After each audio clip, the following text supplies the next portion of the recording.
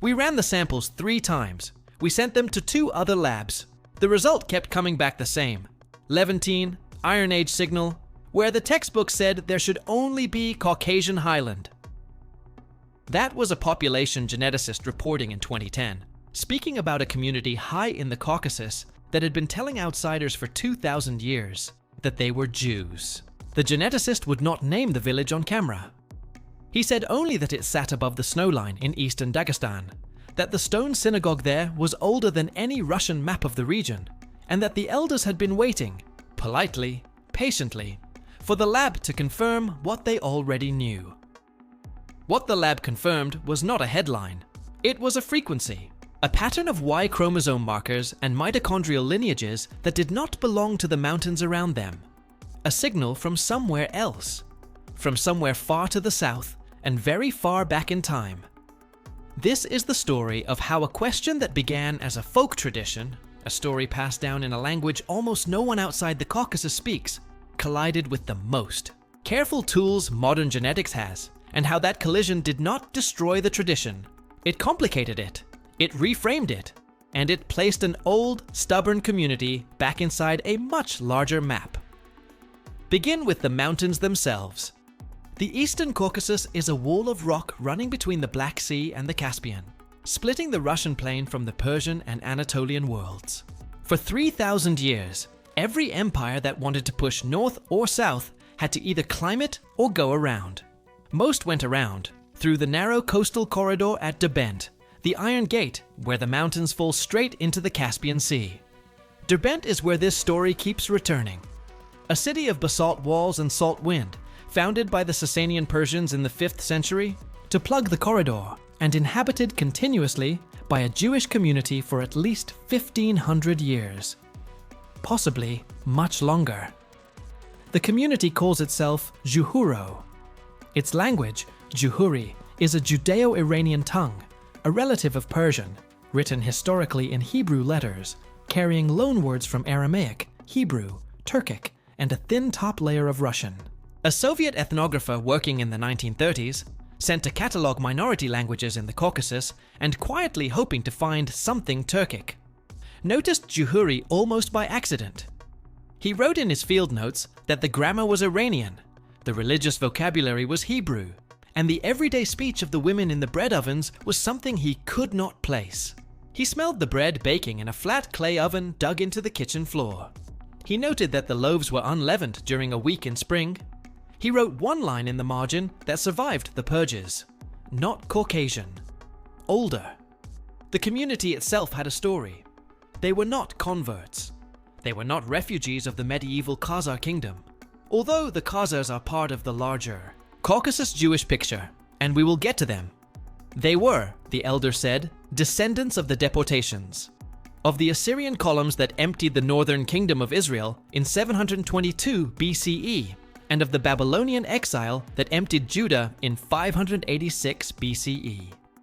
Rooted east, settled generation by generation along Persian and later Sasanian frontier zones, pushed by trade, by war, by the cooling and warming of empires deeper into the mountains.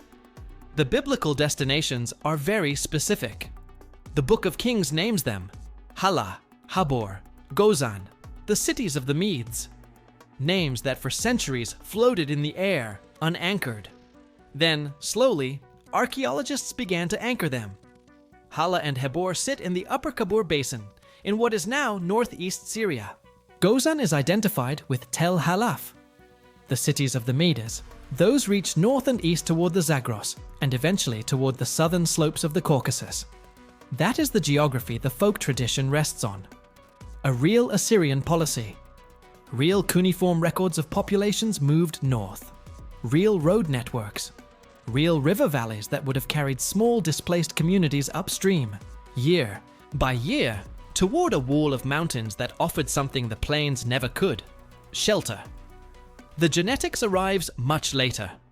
It arrives in the late 1990s when Karl Skorecki at the Technion in Haifa published work on Y chromosome markers in Jewish priestly families, the Kohanim, and identified what would come to be called the Cohen modal haplotype, a cluster of marker values. On the J1 lineage that occurs at unusually high frequency in self-identified Kohanim across diaspora communities. The CMH is not a passport. It does not prove priestly descent in any individual. But across populations, its frequency tells a story about a shared deep paternal pool, and that pool keeps pointing back to the Iron Age Levant. By the early 2000s, Doron Bahar, working at the Rambam Healthcare Campus in Haifa, in collaboration with the Technion and Hebrew University in Jerusalem, was running broader surveys, not just Kohanim. Whole Jewish diaspora populations, Ashkenazi, Sephardic, Mizrahi, Yemenite, Bukharan, Indian, Ethiopian, and the smaller, less studied groups of the Caucasus, Mountain Jews from Dagestan and Azerbaijan, Georgian Jews, Gruzinim, from the valleys west of the watershed, Tats, whose religious identity threaded between Muslim and Jewish neighbors over centuries. The 2010 paper, with collaborators from Harvard's Reich Lab and population geneticists trained at Trinity College Dublin, among others, sampled hundreds of individuals across the Jewish diaspora and ran them against reference populations from the Levant, Europe, Iran, the Caucasus, and Central Asia. The Mountain Jews and Georgian Jews were a small slice of that work, but they came out clearly. The paternal lineages clustered. J1P58, the haplogroup family that carries the Cohen modal haplotype, was present at frequencies that matched other Mizrahi communities, not the surrounding Caucasian highland populations. J2, another lineage with deep Near Eastern roots, was substantial. EM34, a lineage common in Levantine and North African Jewish groups, appeared. Q1b, a marker that turns up in some Mountain Jewish men and has been traced in Ashkenazi populations as well, was present in proportions that hinted at older diaspora connections. TM70, a lineage associated with early Neolithic spread out of the Fertile Crescent, appeared in patterns consistent with deep regional history. The maternal side told a parallel story. Mitochondrial haplogroups K1 and J1C, both lineages with strong representation in Levantine and broader Jewish diaspora populations, were prominent. H1, a much more widespread European lineage, was present at lower frequencies in ways that suggested some maternal contact with the populations the community had lived among, but not replacement. What the data showed, in the careful language of the published paper, was that the Mountain Jews and Georgian Jews shared core genetic signatures with other Jewish diaspora populations across the wider Near East and Mediterranean, signatures consistent with a deep ancestral pool in the Iron Age Levant. They were not, in the genetic sense, indigenous Caucasian populations who had converted. The Levantine signal was the foundation. The Caucasian signal sat on top of it, like a thin coat of paint over old stone. This is where the clean room comes in. There is a kind of sensory contrast that population geneticists never quite get over. The elder in the Derbent kitchen, hand-pulling unleavened bread out of a clay oven heated by burning vine cuttings, and the lab in Haifa, pressure-sealed, fluorescent-lit, smelling faintly of ethanol and the cold, dry breath of a freezer. The same DNA passes through both rooms. The kitchen does not know about the freezer. The freezer cannot taste the bread. And the result that came out of the freezer kept telling the kitchen, quietly, that the story it had been telling itself for 2,000 years was, in the deep paternal pool at least, consistent with the data. Now the skeptic balance. Because honesty matters more than the headline, the data places the Mountain Jews and Georgian Jews inside the Jewish diaspora. It does not place them, specifically, inside the 10 northern tribes deported by the Assyrians in 722 BCE. Genetic resolution is not that fine. A J1P58 lineage that entered the Caucasus from the Levant could have entered any time between the late Iron Age and the early medieval period. The Assyrian deportation is one plausible source. The Babylonian exile of 586 BCE, which dispersed Judeans east through Mesopotamia, is another. Later Persian period and Sasanian period movements of Jewish merchants and craftsmen along the Silk Road branch through Derbent contribute a third. All three sources would leave broadly similar genetic fingerprints today. So when a tour guide in Derbent tells you, hand on the basalt wall of a synagogue built into a hillside, that this is a lost tribes community, The genetic answer is not yes and is not no. The genetic answer is that the deep ancestry is consistent with a Levantine origin in the right time window, and that the specific tribal claim is a piece of oral tradition that the data does not resolve. The Khazar question complicates the picture further. The Khazars were a Turkic confederation that ruled a steppe empire north of the Caucasus from roughly the 7th through the 10th centuries CE. Around 740, according to medieval Hebrew and Arabic sources, the Khazar royal house, and an unknown portion of the wider population, converted to Judaism. The Khazar capital fell in the late 10th century, and the converted population scattered. Some moved south into the Caucasus, some moved west into the lands that would become Ukraine and Poland. For a long time, a few writers, most prominently Aaron El-Hek working at Sheffield, have argued that Khazar conversion contributed substantially to Ashkenazi ancestry.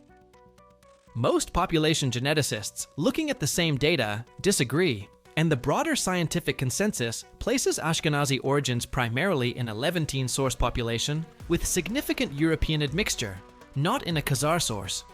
The point here, though, is not to relitigate that debate. The point is that the Caucasus has been a Jewish corridor with at least 3 distinct historical inputs: ancient Levantine diaspora, medieval Khazar conversion, and ongoing Persian period and Sasanian period migration. And any community living on that corridor today is going to carry traces of more than one of them. The Mountain Jews are not a Khazar community. The Sesti Khazar conversion sits to the north, on the steppe. The mountain Jewish presence sits to the south, in the highland villages, and predates the Khazar event by centuries, according to local tradition, and is supported in the genetic data by a foundational Levantine signal that does not match a Turkic source. But the Khazar story is part of the same shelf. It is the reminder that Caucasus Judaism is not a single thing. It is layered, and here the absence becomes its own evidence. There is no continuous textual record from the mountain Jewish community spanning the full 2,500 years from the Assyrian deportation to the present. There are no Iron Age inscriptions in Juhuri. There is no medieval chronicle written from inside the village walls. The history exists in oral tradition, in liturgical practice, in a language that survived without being written down by outsiders until the late 19th century, and in the slow rhythm of religious life. A Sabbath observed, a fast kept, a bread baked unleavened in spring. The absence of writing is not erasure. It is encryption. A community high in a mountain corridor, surrounded by Persian Zoroastrians, then by Sasanian governors, then by Arab caliphs, then by Mongol khans, then by Persian shahs, then by Russian generals, then by Soviet commissars. That community survived by being quiet, by not producing the kind of documentation that empires use to find and tax and conscript a population. The lack of a continuous textual record is the price of survival. Not lost, sheltered. Not erased, encrypted into a mountain language, a domestic ritual, and an oral memory that the genetic data is only now beginning to confirm. The Russian conquest of Dagestan, completed in 1827 after decades of mountain warfare, opened the community to outside scholarship for the first time. Russian Orientalists in the late 19th century began writing down Juhuri. Soviet ethnographers in the 1930s, as we have seen, catalogued the language.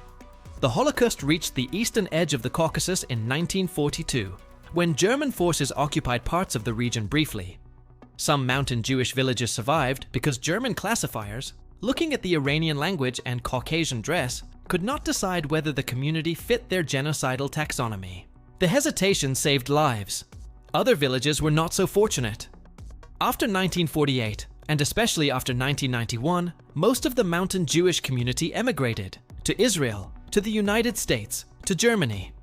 The villages that the geneticist would not name on camera are now half empty.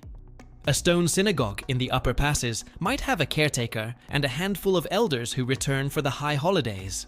The bread oven still works. The wind still moves through the passes in the same way it did when the Sasanian engineers built the Iron Gate at Derbent. What the 2010 sampling captured was in some ways the last full picture of a community that had stayed in one place for at least 1,500 years, and probably much longer.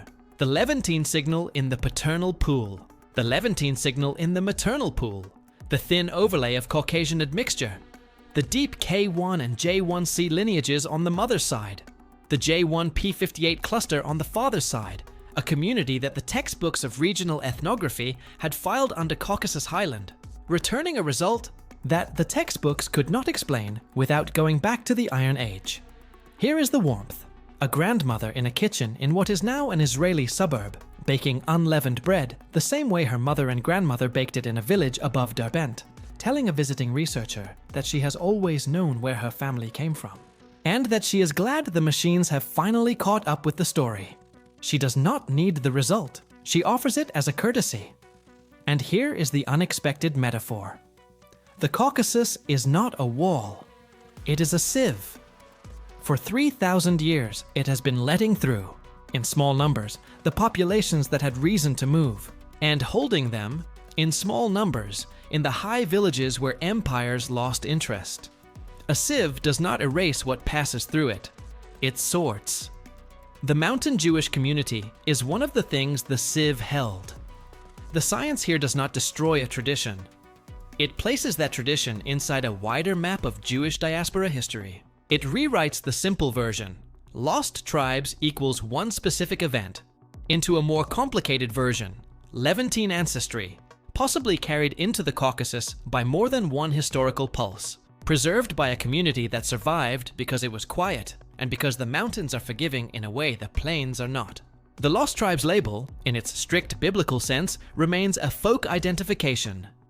The Levantine ancestry, in its genetic sense, is now part of the published record.